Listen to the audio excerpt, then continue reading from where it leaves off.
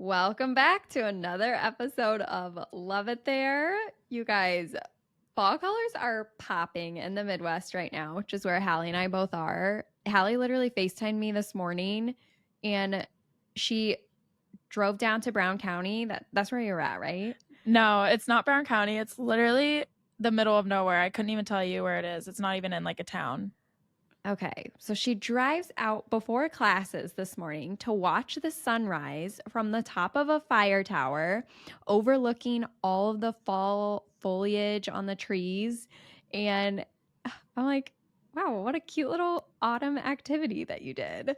It was so pretty. And it's funny because I'm like not a morning person at all. Like I hate waking up early. But for some reason, like the fall time just like makes me want to do stuff like that. I'm like, let's wake up at 6:30 and go watch the sunrise so we can admire the fall leaves. It was cute. It was cute. It was actually really fun. But now it's 7:15 and I'm already like crashing. But that's okay. IU was like popping this weekend, wasn't it? You guys had a lot going on. Yeah. So we had homecoming this past weekend. So it was like super busy, super crazy. Speaking of the fall colors, the campus looked beautiful. Still looks beautiful right now. This is just like the best time of year because there's so many trees here. So it just looks so nice. But yeah, big homecoming weekend. It was really fun. I would say big highlight of my weekend was seeing Gucci Mane at Hoosier Hysteria. What? Explain like what Hoosier Shout out Hysteria Gucci is. Mane. Hoosier Hysteria, it's like the kickoff to the basketball season. So they do introductions to like the men's and women's basketball teams at IU. And it's like in the basketball stadium. And it's like a bunch of students go. And then they do like, they pair like a women's player and a men's player and put them on like teams. And then they do like little fun basketball competitions. Like they played like knockout and like fun little basketball games. And it was really fun. And then Gucci Mane came on, and it was actually so bad. Really? Wait, I didn't know it was bad. No, it was so bad. Such a disappointment. Well, because it's like he's performing on stage, and then there's like some people that are on the court, but like everybody else is watching from like the stands or like the seats. And so it's just like if you're gonna listen to like a hardcore rapper, which is what Gucci Mane is, if you didn't know, you can't be, like you need to be like in the mosh pit, you know, you can't just be like standing like up in the by your seat, watching just from like afar, just like bobbing your head, like it's not good. Yeah, that's and fair. like the lights were on, like it was just so bad. Oh yeah, I feel like the lights would do it more than because you can go to like a concert where there's like a rapper and you're like sitting far away, but I feel like if the lights are on, that's probably really what did it. Yeah, it was just like really funny and like entertaining to be there, just to be like, this is so weird. Oh my gosh. But yeah, super excited for basketball season. Football team not doing too good. We're having trouble winning on the football field, but not in the tailgating fields. So at least we got that going for us. Small victories. Yeah, gotta do what you gotta do. All right, let's get into the content for today's episode. So we're doing London for this episode. Super excited. I've been to London once before. I stayed in the heart of downtown London. And when Hallie went, she stayed in Ascot, which is a town, like a smaller town west of London. And then she also went to Windsor and Oxford. So we were originally just going to combine all of these smaller towns into our main London episode, and because we were like, I don't really have that much to say about London, like we can put this all together. And then we started working on our outline and we literally are like, wait, we have so much we want to say. So this is actually, for the very first time, we are splitting London into 2 episodes or 2 parts. Yeah. So for part 1, we're going to be talking about all things royal family, like the film and movie scene in London. And then part 2, we're going to talk a little bit about navigating the London transportation system, as well as traveling to some towns outside of like the center of London and talking about some of the other places we've been that are within like traveling distance from London, but separate cities with their own things to offer. So that's going to be talking about episode 2. So we're going to be talking a little bit about like Windsor and Ascot and Oxford and some of those towns. Okay, so let's get into today's episode. So enjoy London, England, part 1.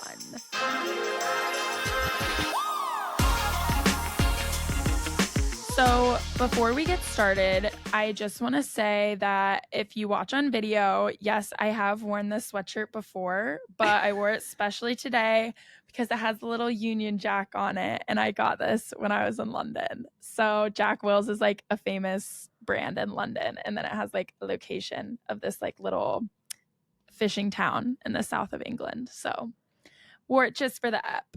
I wish that I would have, that I'm like not a good, I don't buy things when I'm in places.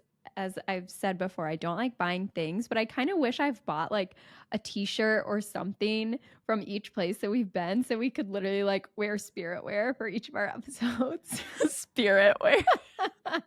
That's such a funny way to put it. I have nothing fun. So yeah, Hallie's dressed for the occasion. I am not. Yeah, usually I don't buy things that say like the actual town name on it, but I thought this was so cute because I had the little flag, so I bought this. But it's subtle. It's subtle enough where it's like I can still wear it out, and it's not like, okay, we get it, you went to London, you know. But okay, anyways, just wanted to put that out there.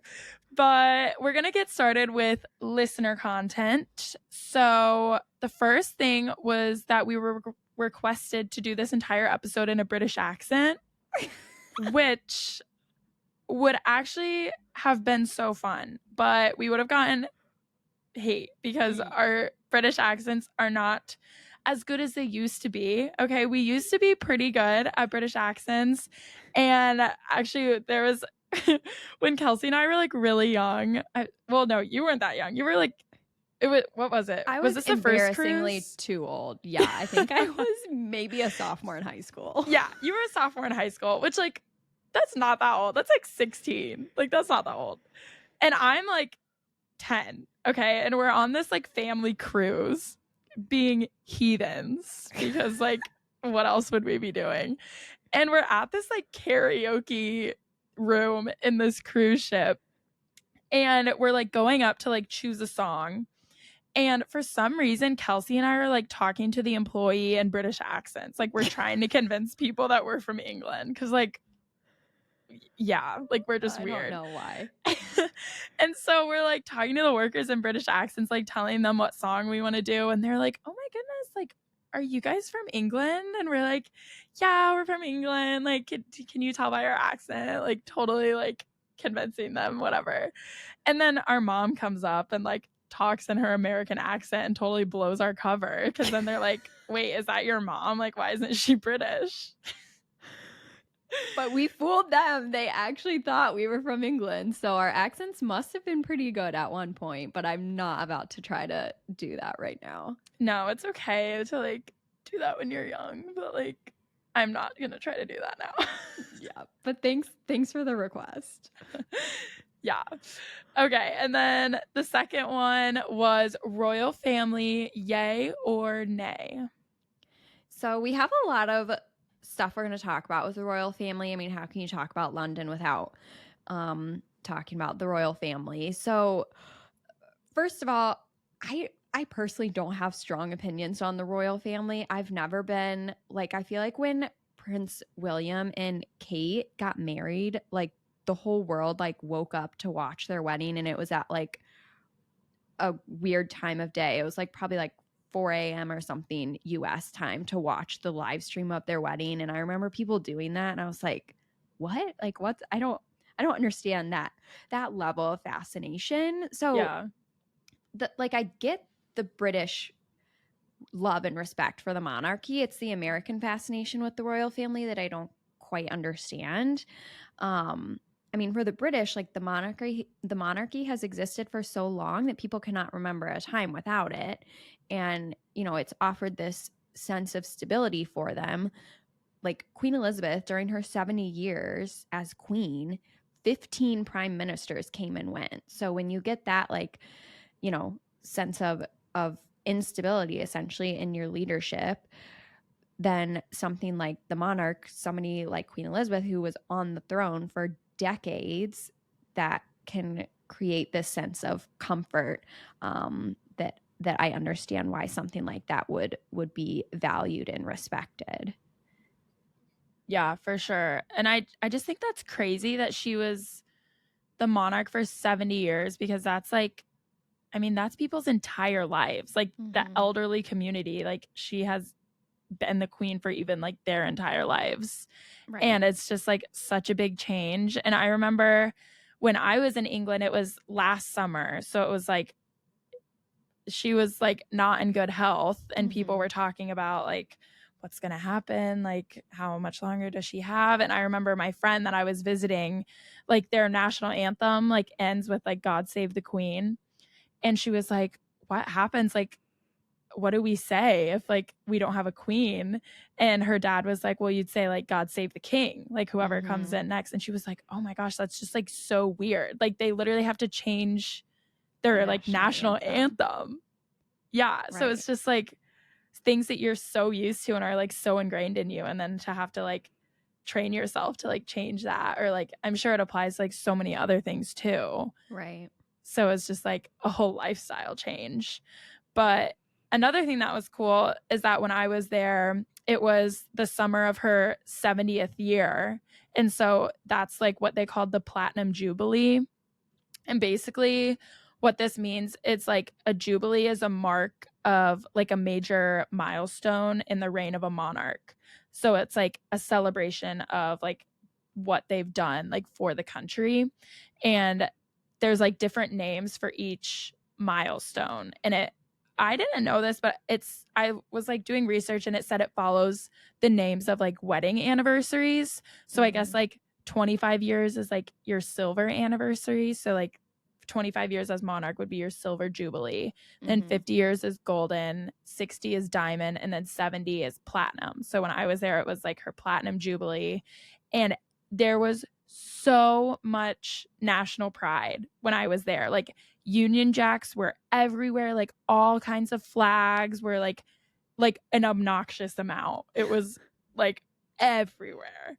And so it was just like cool to see, just like, wow, like these like people from England or like from Great Britain are just like so proud to like be from here, and so proud of like their monarchs and their history. And yeah, it was just cool to see, like just so different from like how it is in the US. Yeah. Like we have like some people have a lot of national pride, but like for like a governmental figure, it was just like very interesting to see.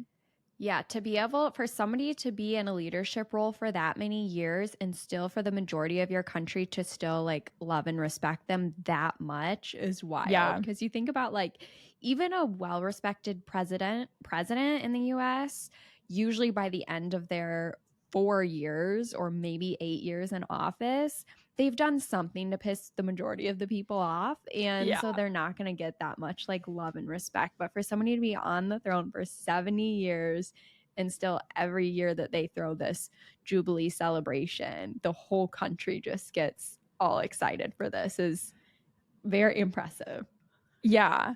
Well, I think it's just like a difference in the way they view the monarch and the royal family. Like they are a government figure, but they're like really more of just like a figurehead, because like a representation of the British people or something. Yeah. Well, because when I was there, like there was also a lot of political turmoil around Boris Johnson, who was their prime minister at the time. And he ended up like resigning pretty shortly after I left. And so when I was there was like protests and like so much stuff on the news about like scandals that came out with like Boris Johnson. And so everybody was like kind of hating on him, because he was like the prime minister, like the actual, like the equivalent of like our president. Yeah. And so it was interesting to see like there was a lot of negative opinions surrounding him, but like the royal family, it's like nobody talks bad about them. Like everybody loved them. Yeah, I feel like they're almost like, I mean, they are in a league of their own, where, you know, they just represent this high society lifestyle that is, they're just like the untouchables. I mean, they're different than anybody else that's living in the, you know, like at least like for Americans, I feel like that's why we like admire and obsess and fascinate over them, because it's so different. Like that doesn't exist for us. Yeah. I mean, that's different than celebrities, like the like high rolling celebrities in the world. I mean, that's different than these kings and queens and royals. And I mean, that's like a fairy tale, or, you know, something that to us doesn't seem real, but they're living, this is their everyday life. And I think that's why, like, from an American perspective, people are so intrigued by the monarchy and the royal family. So, and something that's just like, you know, comparing them to celebrities, they're so different than celebrities, but like people have called like the Kardashians like America's royal family, because we like follow them so closely. Like the British people follow the royal family, like the Windsors, and which is just like such a testament to American culture versus British culture. Yeah. Like if the Kardashians are who we're like obsessing over versus shameful.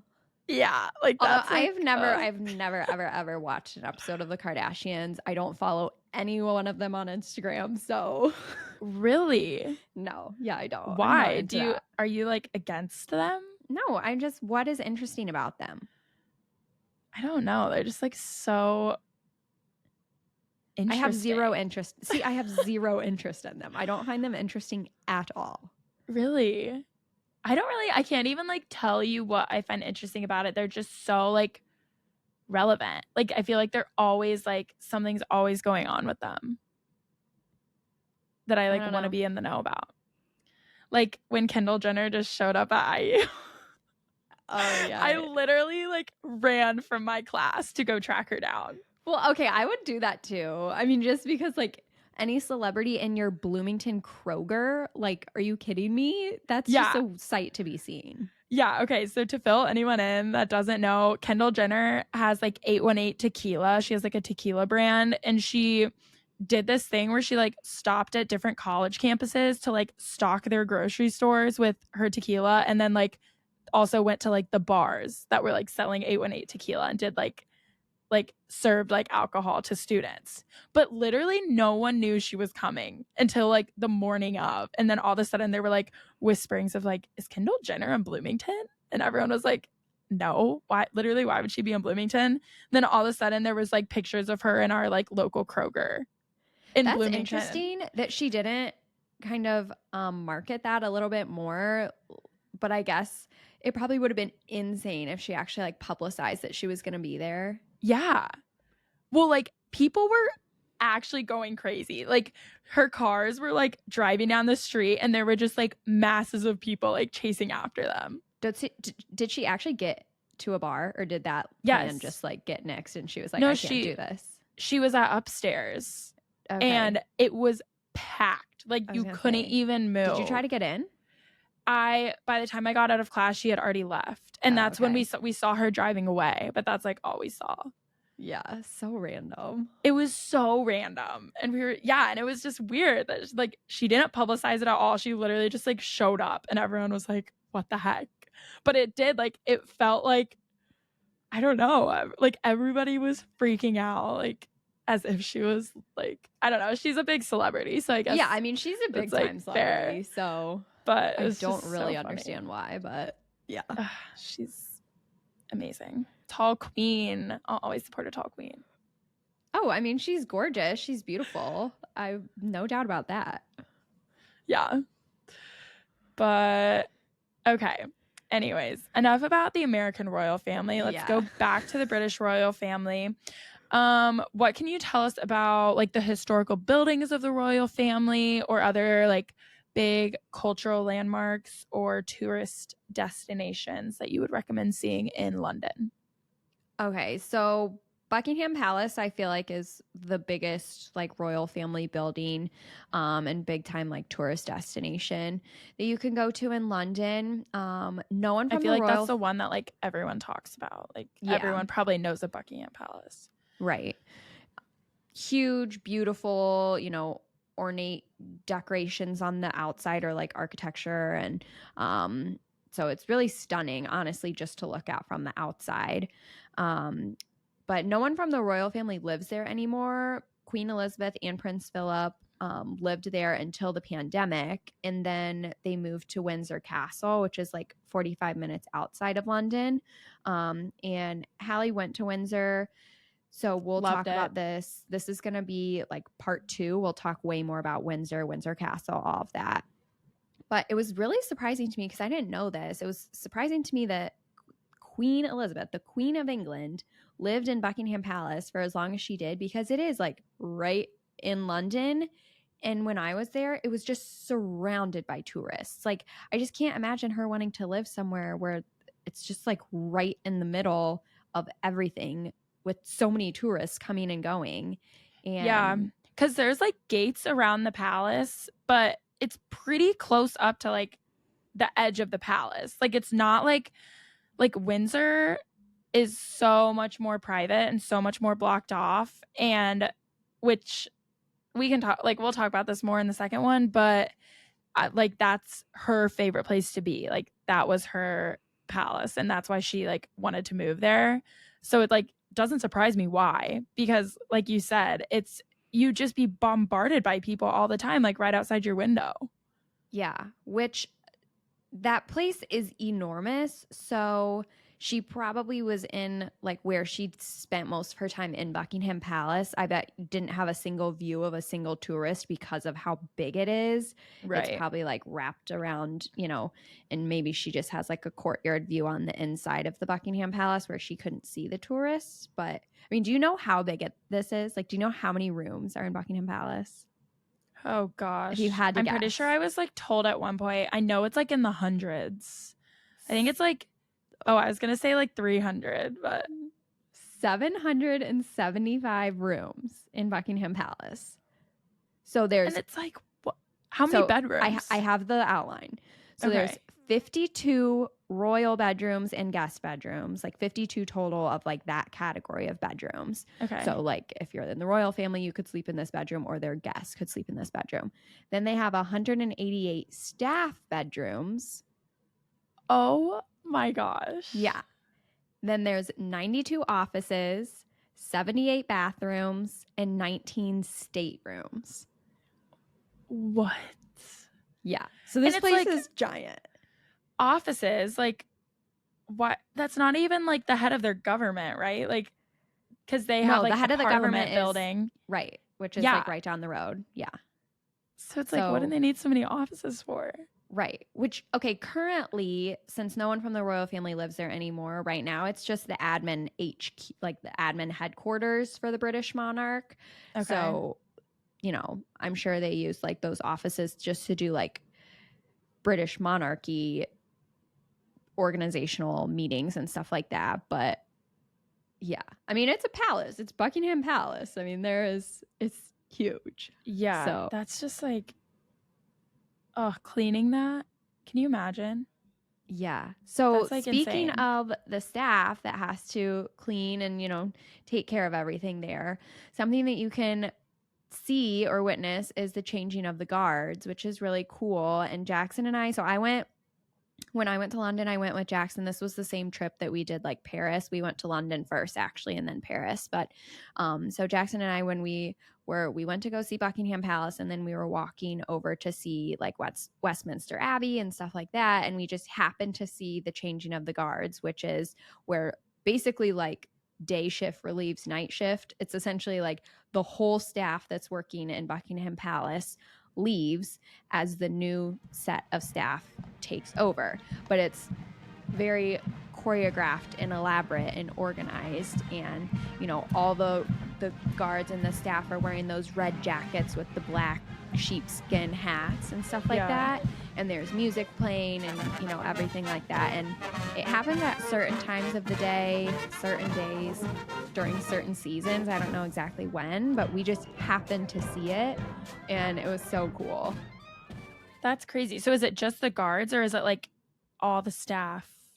That's like they all looked like most of them. I mean, there was people in just like suits and regular hats, and then there was people the majority of the people were in the red jackets and the black sheepskin hats. So I don't know. I think it's it's like the British Guard or the Royal Guard that's Yeah. like being relieved of their duties as the new ones are taking over for that shift. That's cool. Yeah, I didn't see that. Yeah. But do you know, like, I don't know. I'm picturing like their uniforms, like the big hats. Yeah, the Why? black. Yeah, why do they wear those? Do you know? Yeah, so Like I know it's like tradition, but yeah, it's from when like these were their uniforms like in war or like as soldiers. They would wear those black hats to seem, or the really, really tall ones to seem more intimidating, like to be taller and to seem more intimidating when they were in battle. And so now it's just tradition for them to wear them as like guards of the British monarch. that's so interesting like obviously I know when those uniforms were first used, like wars and battles looked very different than they do today. Right. But it's just like crazy that that's what they were fighting in. Those like huge, yeah, like which looks like it would like topple you over because they're so tall. Yeah. Yeah. And it's like, I know. if another like army saw you wearing that, would they really think that's intimidating? Right, like your it like doesn't look fuzzy that hat. intimidating. Yeah. Yeah. I know, it's interesting. Your fuzzy hat. Yeah. That's so funny. Yeah. So yeah, that we like saw that as we were walking. Just down the road from Buckingham Palace is Westminster Abbey, which that's like the big church that a lot of like the British monarch and the royal family have done their big events at. So like the 40 coronation ceremonies have been there, 16 royal weddings. Queen Elizabeth and Princess Diana's funerals took place at Westminster Abbey. So you can just like walk right up on the outside of that and see that. It's beautiful. And there's tours that you can do to go inside both Westminster Abbey and Buckingham Palace, which I didn't do, but I think that would be something that would probably be worth it. I don't know how much it costs, but I also know that would probably take, like, if you did a tour inside Westminster Abbey and Buckingham Palace, that would probably be an all-day thing because they're both, like, obviously we said so Buckingham big. Palace is so big. Westminster Abbey is also very large. So we were in London for a short time, so we didn't do that. But if I would go back, I think that would be really interesting. You would learn a lot, get to see a lot. So that'd be really cool. And then, right across the street from Westminster Abbey is the Palace of Westminster, which is the UK Parliament. So that's where we were saying, like, the Buckingham Palace, it's got all these staterooms and offices and stuff, but that's not like the actual UK government. They do their business just down the road at the UK Parliament. But that building is also where Big Ben is, right there. It's right on the River Thames. And so it's just like a really beautiful photo spot actually right there. And the architecture is so pretty. Yeah, it's gorgeous there. The river and that ornate European architecture is beautiful. Yeah, and then it's also really close to the London Eye. The London Eye is just like on the other side of the river, which is like the really big Ferris wheel in London that's like pretty well known. I personally did not go on it, but it's just a giant Ferris wheel. It's not like anything super special, but I feel like it's a pretty well-known landmark. I didn't go on it, but yeah, it's all like right there. Afraid of Ferris wheels. Yeah, I forgot about that. You are like kind of like, that's weird because you like roller coasters. Yeah, I know. For some reason, Ferris wheels just seem way more unstable to me. The London Eye is like a nice one, not like a county. You're like enclosed. Yeah. But I didn't do it either. Yeah. So, okay. But yeah, that's kind of like our little tidbits on the royal family. We'll talk a little bit more about them in part 2 when we talk about Windsor and stuff like that. But yeah, so we didn't really answer the question, royal family, yay or nay, but I respect like the history and the tradition of the royal family. So I think it's very interesting to learn about all that. So I say yay, royal family. I think it's so, especially all the Harry and Meghan drama. Like, I ate that up. I watched that documentary. I stay up to date on all the drama. Recently started watching Suits. So I'm like trying to get all the background. So you stan Meghan Markle? I kind of do. Like, I really don't get why everybody hates her so much. I kind of just like feel like I am like wanting to support her because she gets so much hate. And I'm just kind of like, I feel bad for her. Like, but I don't think she did anything wrong. No, to be honest, I don't either. Like, I think she's like potentially I could see where she's a little bit annoying, but I think she's just different than them, and they didn't know how to deal with that. And I don't know whose side to believe, obviously, because obviously the royal family was not as like public with their opinions on what happened. So we're mostly just getting her and Harry's side. So I think we're maybe inclined to be a little bit more biased and think she's right. She maybe has done some things that definitely like rubbed people the wrong way in the royal family. Oh, I'm sure. But also I like stand by Harry so much for like literally disowning his own family, not only his family, the royal family, for like Meghan because she felt uncomfortable. Like, yeah. Well, I read his book I respect too, actually. That. Yeah, and he like goes into a lot of detail about like the stuff that like William did, and he was like basically a shitty brother. Yeah, that's like kind of what it made it seem like in the documentary too. They did not paint them in a good light. So that was interesting. But yeah, the royal family lately, because with the crown kind of like I haven't watched that. Oh my gosh. Because Prince Charles, or I guess he's King Charles now, literally, because he was the one that was married to Diana and then cheated on her with. Yeah, and he just is not portrayed well in The Crown at all. And now he's King of England. So Yikes. Can't wait for a new documentary to come out soon. Well, the newest season of The Crown comes out next month. So I'm actually excited. I liked watching it. It was interesting. Yeah, I haven't watched that, but maybe I should. I haven't been watching many shows lately except for Love is Blind. So that season was garbage. This season 5 of Love is Blind producers need some help. That was messy. Yeah, it was so messy. If you don't watch Love is Blind, it's the best trashy reality TV show that's up and running right now, in my opinion. That show has a grip on me. It is so good. But anyway, okay, well, let's speaking of shows. Pivot to a little bit maybe more higher quality shows. So we were going to talk about like movies and shows that were filmed in London, take place in London, based in London, whatever. So Hallie, give me your top 3 favorite like movies or shows affiliated with London. Okay, so honestly, one of my all-time favorite movies, like, I don't know, probably top 2 is Me Before You, which is like a little romantic movie with that's the one where the guy's in like the wheelchair, right? Yeah. And it's Sam Claflin is the guy, and he's literally my favorite actor ever. He's in Daisy Jones and the Six. He's in Love, Rosie, which is also like favorite movie ever.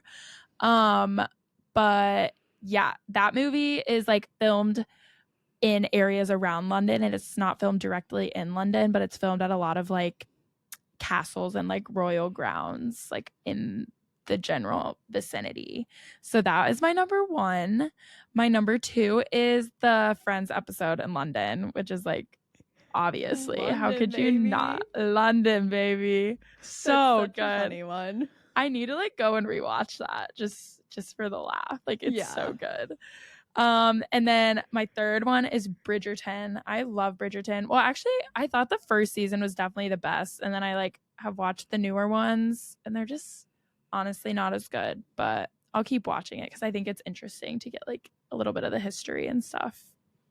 Yeah, I watched the first season, but I could not get into it for some reason. I don't know, but the soundtrack's good. Soundtrack is so good. You're right. Okay, what about yours? Yeah, my top 3. First, number 1, of course, Harry Potter. If you missed last week's episode. Well, yeah, I wasn't including Harry Potter in mine. I thought that was like a given. Hallie and I love Harry Potter. Our brother Dylan does too. So we've just like grown up being obsessed with Harry Potter. Yeah. I feel like that's probably how we perfected our British accents, is just the amount of times we watch the Harry Potter movies. 100%. Yeah. My second one is Parent Trap. Oh my gosh. I wasn't even thinking about that. I totally forgot about that movie. That's so like, good. Oh, that's one of my all-time favorite movies. So, same. Also, the amount of times we've watched that. Oh yeah, I think I could recite it. Oh, I could too. Literally from beginning to end, I think I could quote that movie. Yeah. But Oh Hallie my was literally gosh. named after Hallie from Parent Trap. I remember when mom was like pregnant with you and she was trying to figure out what to name you. And she goes, go get the VHS tape of the Parent Trap because I want to see how, because this is before you could just like Google something on your iPhone of like, how do you That's spell, crazy. yeah, well, like what's her name and the Parent Trap. She's like, go get the VHS tape and like look on the back and like, how do you spell her name? And her name was spelled Hallie, which Hallie's is spelled like our Hallie is Hallie, like Halle Berry. Our So it's Hallie. Halle. But that's literally like, you were basically like, that's a vivid memory in my head of mom like looking at how Hallie from the Parent Trap was spelled to decide how to spell your name. So Wow. pivotal movie for us. Big But movie. I'm embarrassed I didn't remember that, honestly. okay, my third, I have like a tie for number 3. So I have first is Notting Hill, which we're going to talk a little bit about Notting Hill, which is like a neighborhood in London. But yeah, and we're going to talk about the movie too. That movie's super cute. That was me and Jackson's first movie that we watched together. So little Adorable. sentimental piece of my heart. But I had to give a tie for Notting Hill and also the Great British Baking Show. Oh my gosh, yes. Show. New so season's good. out on Netflix, watching it now. So yeah, my friend Millie that's from London that I like stayed with when I went sent me a picture one time of her at like the tent. And I was like fangirling. So it's so cool. Oh, such a good show. The Great British Baking Show Juniors also is the cutest thing on TV. Those little kids, I've never seen that. So cute. They're so messy because they just like bake like crazy and they literally like go up to present their cakes and they have like chocolate all over their face and they're just talking in their little British accents about all the stuff they did. I'm like, this is the most adorable thing I've ever seen. That's so cute. Yeah, I do need to watch that one. I need a good like comfort show. Oh yeah, it's a feel good show for sure. But okay, so but all time best films to ever be filmed in London, Harry Potter, without a doubt. So let's kind of go through some of like the main filming locations that you can encounter while you're in London.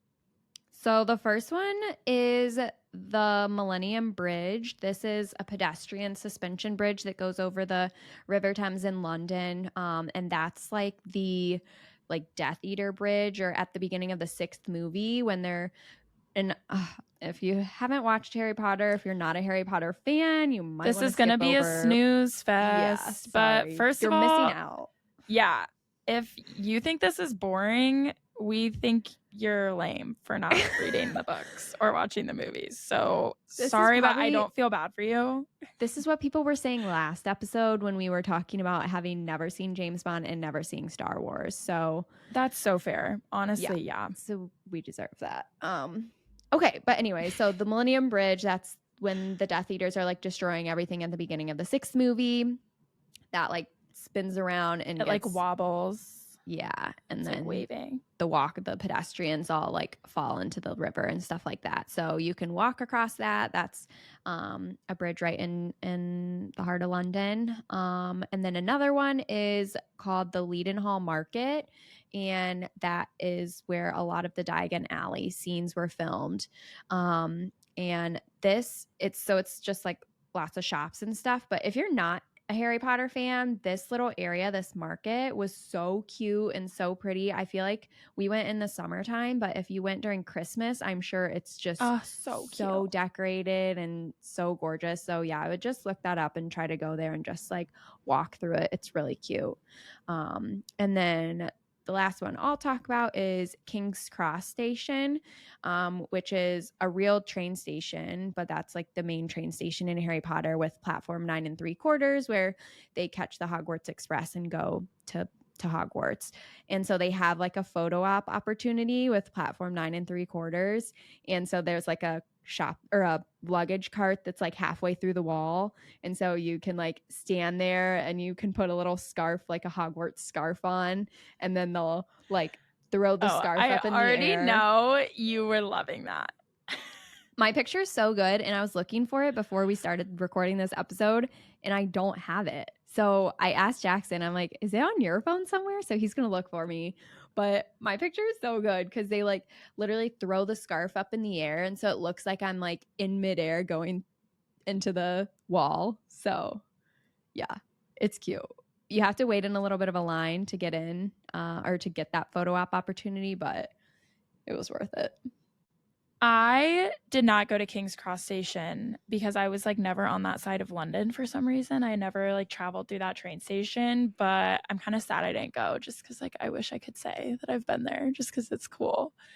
But some other Harry Potter filming locations that I did see were in Borough Market, which is basically this like big market where you can get a bunch of food and stuff. And we like went there and I got this like custard bowl, which is like besides the point, but I just wanted to bring it up because it was literally so good.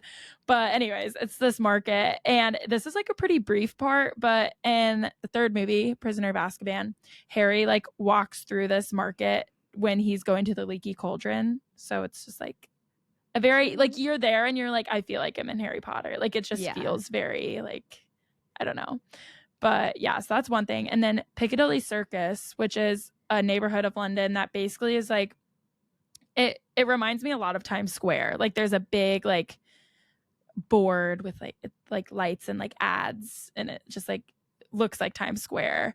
And there's a scene in the 7th movie, like Deathly Hallows Part 1, when like Ron and Hermione are running and they like almost get hit by a bus. Do you like remember and they're that? all like yeah, I totally and it like goes right by them, and that's filmed in Piccadilly Circus with like all the lights and like the traffic, and cool. So that was like cool to see, to be there. And then also like the Australian embassy in London, that's like super random, but that's like Gringotts Bank. So I don't know why they chose that, but no. Okay, because I saw that building and it doesn't look anything like Gringotts looks in the movies. So there's a lot of like computer generation and stuff like that to make it look really different, because you look at it, it just looks like a normal building. It looks nothing like Gringotts, but yeah, I just think that's so random that it was like the Australian embassy. Like why'd they choose that? I don't know, but yeah.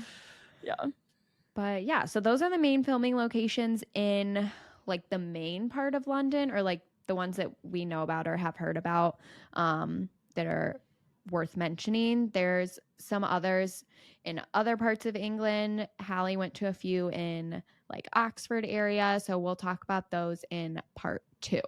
So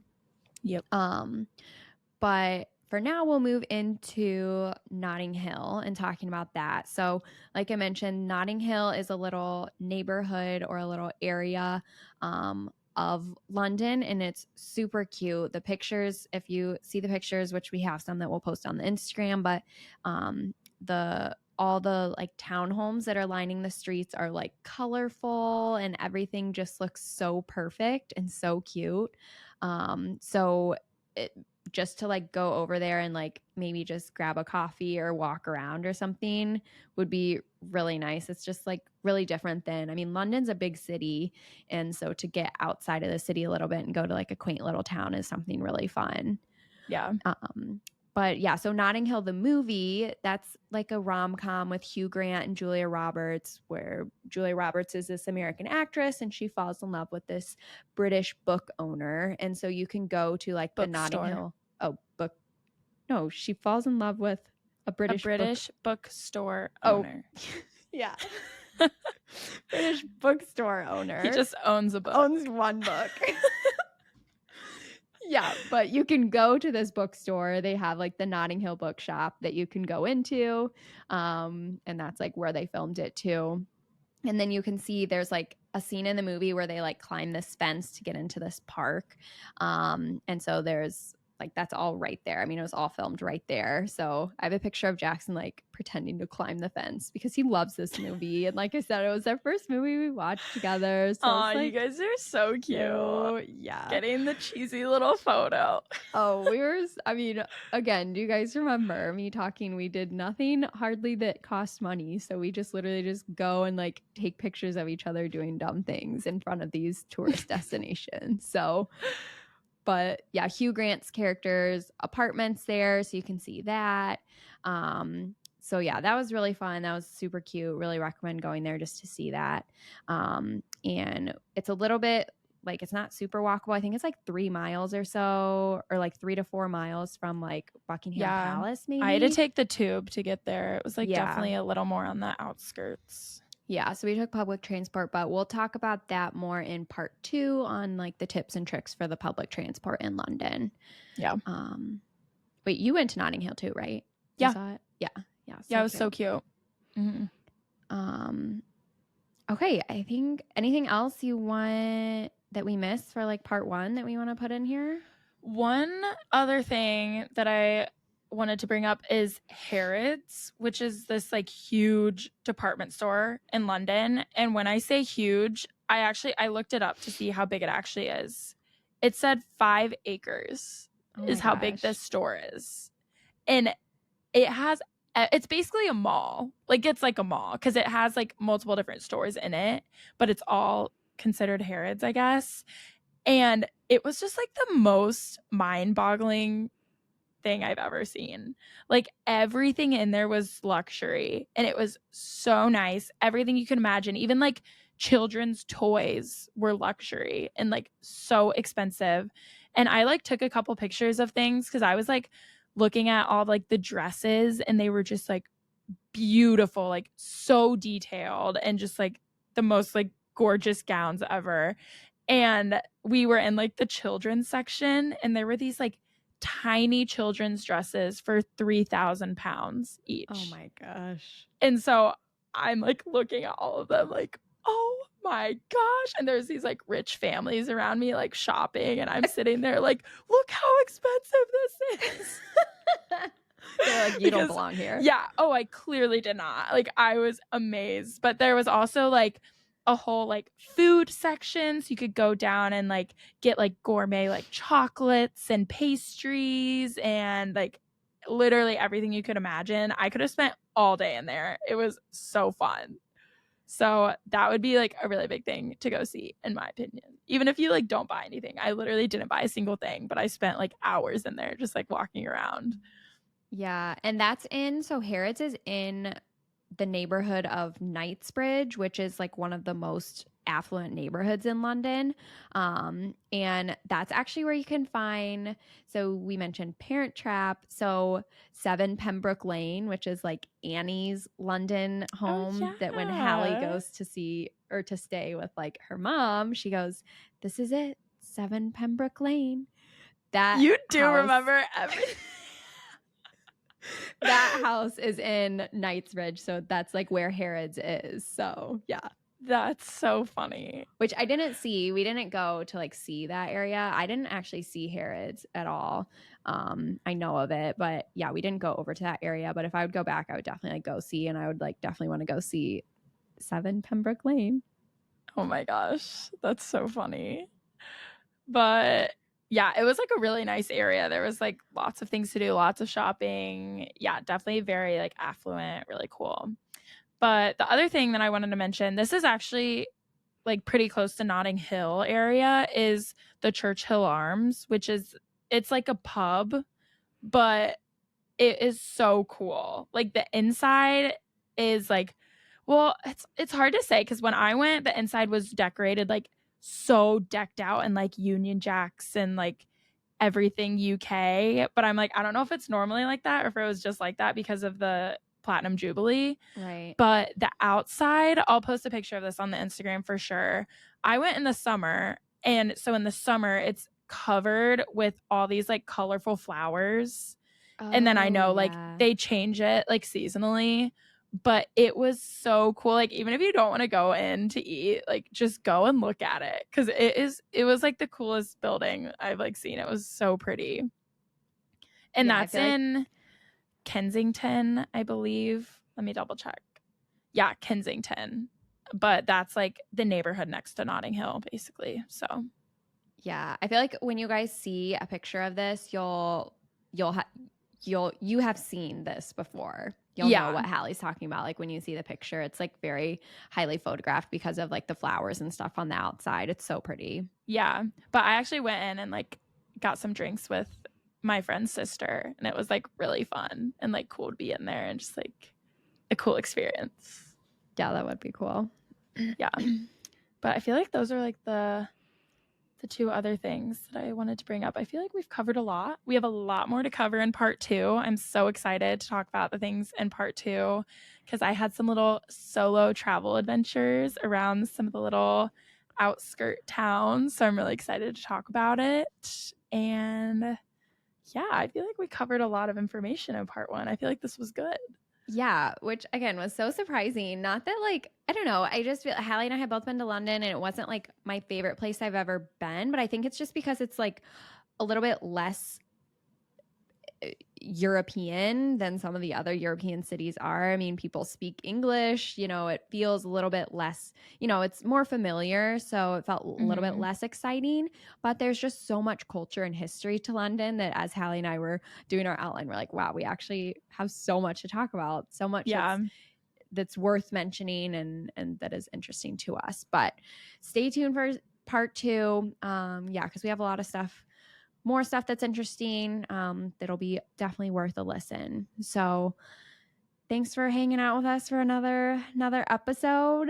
If you've been listening and you haven't rated and reviewed us on your podcast app, please do. On Apple Podcasts specifically, you can actually leave a review, like give us a little tidbit of a couple sentences of what you like about the podcast. That helps us so much, not just like mentally and emotionally, to give us that little boost that we need, but it actually can help our podcast be discovered by more people. And we would love to share our thoughts with as many people who are willing to listen. So give us a rating, give us a review, make sure you follow us so you don't miss another episode.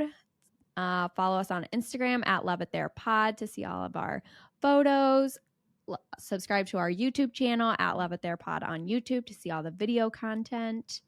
And yeah, pretty much covers it. Okay. Anything else, Hal? Nope. All right. It's been a long day. We're out. Thanks for listening, guys. See you next Thursday.